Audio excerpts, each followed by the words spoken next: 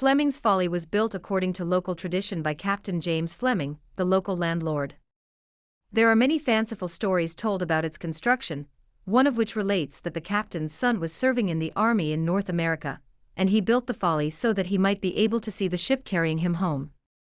A more plausible story is that it was part of a fashion current in the 18th century to adorn the countryside with little buildings and ready-made ruins. In 1836, Ordnance Survey Ireland surveyed the Cavan area, and this clearly shows Fleming's Folly as existing at that time.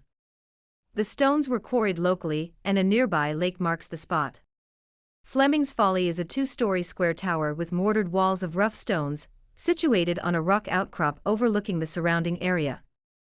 Doorways in the Folly are situated in the west and south walls. The Folly was restored in 2013.